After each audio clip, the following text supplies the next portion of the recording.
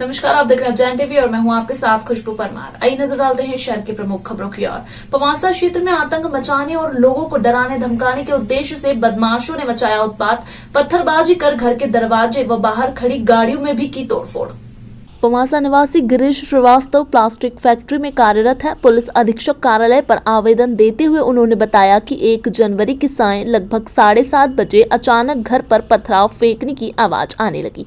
बाहर देखा तो क्षेत्र में ही निवासरत कान्हा व घोटू हमारे घर पर ईंट पत्थर बरसा रहे थे। मना करने पर भद्दी गालियां देने लगे। पत्थर से हुए हमले में हमारे घर के दरवाजे टूट गए, वहीं बाहर रखी बाइक को भी नुकसान पहुंचाया गया। उसके बाद भी बदमाश नहीं रुके और पड़ोस में रहने वाली अन्य लोगों के घरों पर भी पथराव किया। रात को हम लोग घर पे सभी लेडीज वगैरह थी और मैं अकेला ही था घर पे, तो एकदम से पत्थर मारना चालू कर दिया।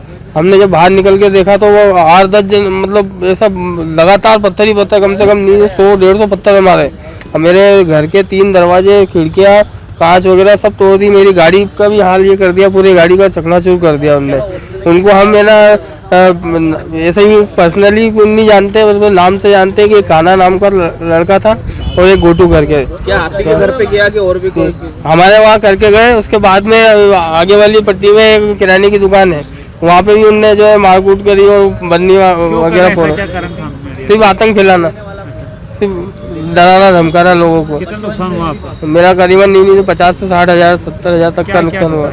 मेरे घर के तीनों दरवाजे तोड़ गए। खिड़कियाँ, कांच की खिड़कियाँ तोड़ दी उनने, पूरी जाली वगैरह वो कर दिया। मैंने पहले भी आवेदन दिया था इस विषय में। मैंने 3 से 4 बार आवेदन दे चुका हूँ, कंप्लेन कर चुका हूँ। मेरे घर के जस्ट सामने एक प्लाट खाली पड़ा हुआ है, वहाँ पे लोग बाग जो है ये लड़कियों ने बैठ के दारू वगैरह ने जमाने का काम, उल्टा सीधा काम करते हैं। उनके यही लोग हैं, उनके मंडली है पूरी। क्या पुलिस की तरफ से कोई कार्रवाई नहीं हुई। मैंने पहले भी 3 बार आवेदन दे चुका हूँ, 4 बार, पर कोई कंप्लेन नहीं हुई। कहाँ शिकायत की आपने रात में इसकी? मैंने पवासा थाने पे कंप्लेन करी और इसके कंप्लेन करने के बाद में रात को 1:15 बजे फिर पत्थर मार के गए। अच्छा, कंप्लेन करने के बाद फिर दोबारा पत्थर मारे? हाँ, रात को फिर आए, फिर वो 1-1:15 बजे फिर मैंने फोन लगाया तो उन्होंने कहा आप देखो कौन है, तो हमने दरवाजा खोला तो तब तक भाग गए थे। सर हम इतना जानते ही नहीं है, हमको आए को ज़्यादा दिन नहीं हुए हैं यहाँ पे, हम इतना नहीं जानते हैं। वहाँ सामने जो बैठे रहते हैं नीम के झाड़ के यहाँ की, वो दारू पीते रहते हैं, एक दूसरे को गाली बकते रहते हैं, गांजा वांजा भी पीते हैं। क्या आते जाते लोगों को चिल्ला चोट करते रहते हैं, गाली बकते रहते हैं, लड़कियों को भी। क्या चाय जैसे बैठे रहते हैं वहाँ की जगह सामने ही। क्या और अब तीसरी चौथी बार हरकत हो गई है हमारे घर पे। 3 बार हम रिपोर्ट लिखवा चुके हैं, पुलिस वाले कुछ कार्रवाई नहीं कर रहे हैं। क्या कल भी हम वहाँ की जगह गए तो बोले नाबालिग है, बोले वो तो फिर छूट जाएगा, ये वो। हमारे बच्चे स्कूल जाते हैं, स्कूल से आते हैं बच्चों का भी डर रहता है। हमारा 4 बच्चे स्कूल जाते हैं, मेरे घर पे कोई रहते ही नहीं है। बेटा सुबह जाता है, शाम को आ जाता है, 8 बजे 9 बजे आता है। मैं स्कूल जाती हूँ, क्या बहू मेरी स्कूल जाती है। बच्चे यहाँ की जगह ऑटो से आते हैं, कम से कम 100 फीट दूर उतारता ऑटो वाला, वहाँ से यहाँ तक आता है। बच्चों का डर है हमारा। क्या और हम इतना ज़्यादा नहीं जानते। खाली एक कान्हा और गोटू नाम का लड़का है, सामने विवाद हुआ था 4-5 महीने पहले, तो वो बीच बचाव वाले बोल रहे थे उसको कि कान्हा छोड़ दे, तो वही लड़का रात को था, तो मैंने उसको पहचान लिया कि ये कान्हा नाम का है और एक ये गोटू नाम का है।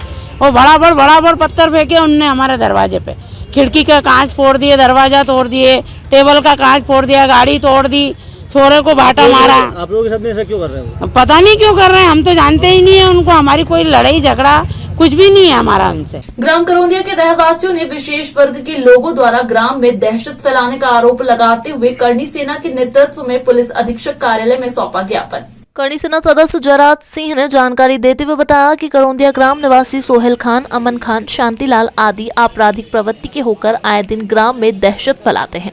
विगत 31 दिसंबर को भी इन लोगों द्वारा ग्राम वासियों के घरों के सामने गाली गलौज की गई। वो 100 डायल बुलाने पर समझाइश के बाद पुनः 40-50 की संख्या में एकत्रित होकर पथराव किया गया। वहीं पुलिस ने बगैर जाँच के ही जिनके घर पथराव हुआ उन्हीं पर प्रकरण दर्ज कर दिया।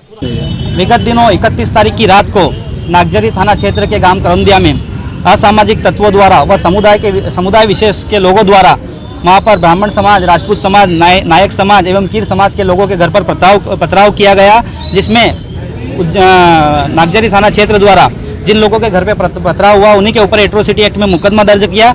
वह ये लोग कहीं ना कहीं उस गांव में भय का माहौल है, शासन प्रशासन वहां पर कोई सहयोग नहीं कर रहा है और ये लोग उस गांव से पलायन करने पर मजबूर हो चुके हैं। तो इसमें हमारे गृह मंत्री एवं मुख्यमंत्री क्या कर रहे हैं, उज्जैन का प्रशासन क्या कर रहा है। करौंदिया गांव में पाकिस्तान जैसा माहौल हो चुका है। वहीं का एक सोनू खान जिसने माननीय प्रधानमंत्री महोदय के खिलाफ एक पोस्ट करी थी जिसपे देशद्रोह के तहत मुकदमा भी दर्ज है और इसी में जो अपराधी हैं उसमें एक अपराधी 302 का भी आरोपी है। एक के ऊपर नागजरी और पवासा थाना क्षेत्र में भी केस चल रहा है। वहां पर कई आपराधिक प्रवृत्ति के लोग हैं जिन लोगों ने गांव में सामाजिक सौहार्द को पूर्ण रूप से बिगाड़ दिया है। वह उस गांव में एक ऐसा माहौल, पाकिस्तान जैसा माहौल उस गांव में बना दिया है। तो कहीं ना कहीं वहाँ के 300 घर इन लोगों से प्रताड़ित हैं और परेशान हो चुके हैं और पलायन करने पर मजबूर हो रहे हैं। और इसका संपूर्ण, अगर ये लोग पलायन करते हैं तो इसकी संपूर्ण जवाबदारी हमारे गृह मंत्री एवं मुख्यमंत्री की होगी। और हम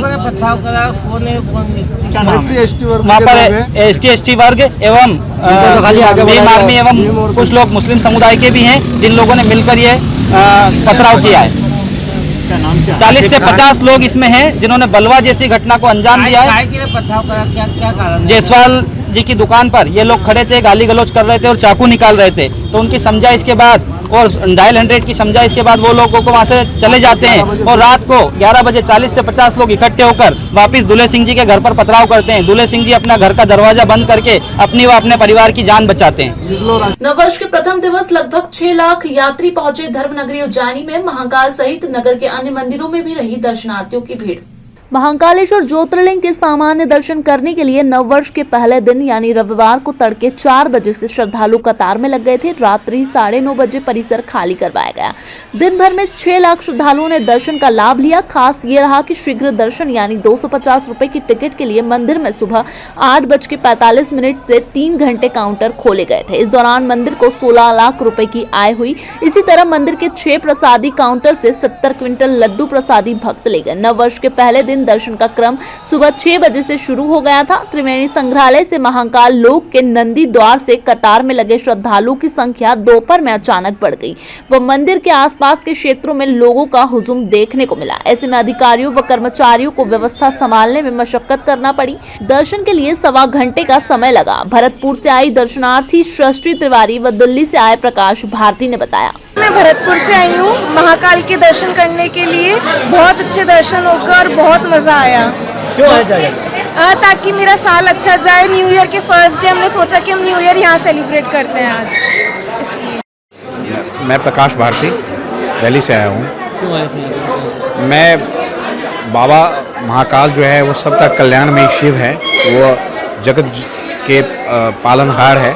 तो ये नए साल के उपलक्ष्य में मैं आया हूँ मैं अपने बेटे के साथ, ताकि हमारा पूरा वर्ष इसी भगवान के आशीर्वाद से हम फलते फूलते रहे और अपने लक्ष्य को प्राप्त कर सकें। इसी तरह नववर्ष के प्रथम दिवस प्रथम पूज्य भगवान गणेश का आशीर्वाद लेने भक्त उमड़ पड़े। श्री चिंतामन गणेश मंदिर पर भक्तों का तांता लग गया। मंदिर समिति द्वारा भगवान का मनमोहक श्रृंगार किया गया व प्रसादी वितरित की गई।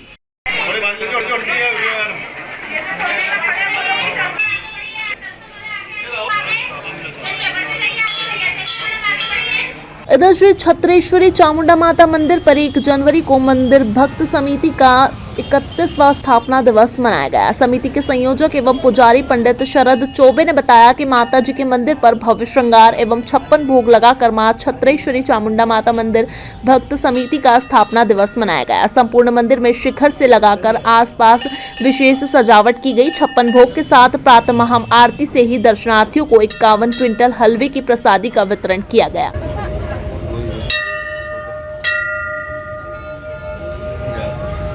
ये 1 जनवरी चामुंडा माता छत्रेश्वरी चामुंडा माता मंदिर भक्त समिति का स्थापना दिवस है। ये 32वां वर्ष है और ये माता जी का मंदिर बहुत ही प्राचीन है। समय समय में भक्त इसका जीर्णोद्धार करते रहे।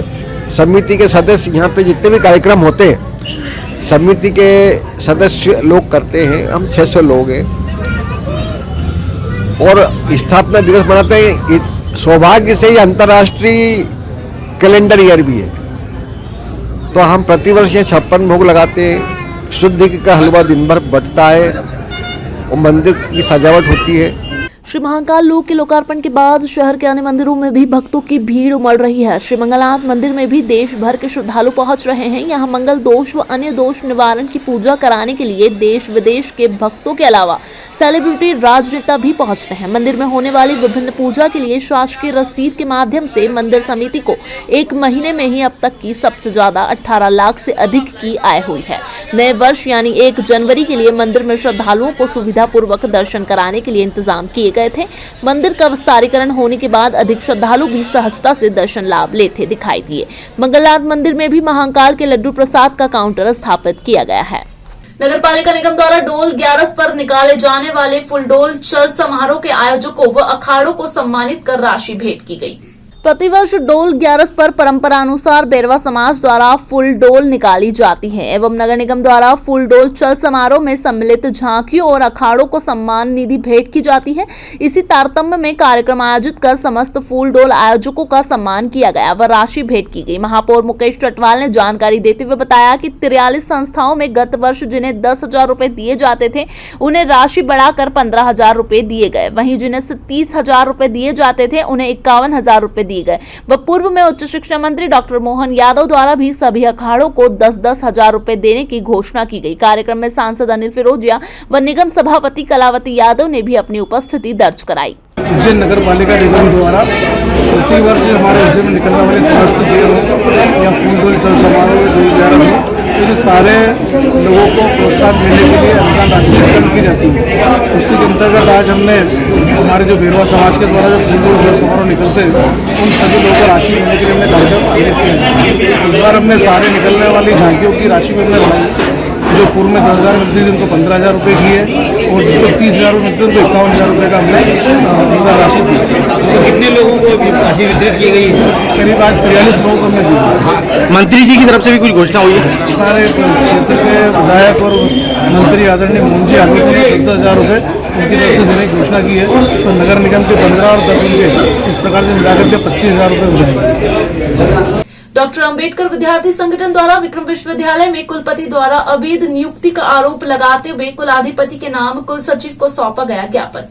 डॉक्टर अंबेडकर विद्यार्थी संगठन के अध्यक्ष राम सोलंकी ने जानकारी देते हुए बताया कि कुलपति डॉक्टर अखिलेश कुमार पांडे द्वारा पद का दुरुपयोग कर नियम विरुद्ध स्थायी पद पर नियुक्तियां की जा रही है व दोषपूर्ण प्रक्रिया के माध्यम से ज्वाइन लेटर भी जारी किए जा रहे हैं। इसके अलावा विक्रम विश्वविद्यालय की प्रशासनिक स्थिति बिगड़ने से कैंपस में मारपीट चाकूबाजी की घटनाओं के साथ ही महिला कर्मचारियों से अभद्रता भी की जा रही है।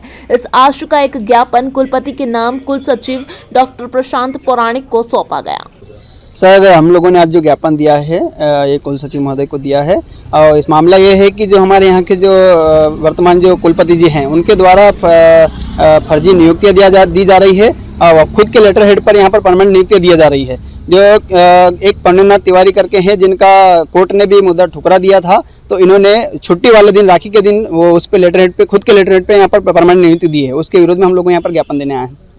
छात्र नेताओं की विभिन्न प्रकार की मांगें थी कि विश्वविद्यालय में इन विभिन्न जो गतिविधियां हो रही हैं उनका कहना है कि नियुक्ति कोई फर्जी तरीके से कर दी है।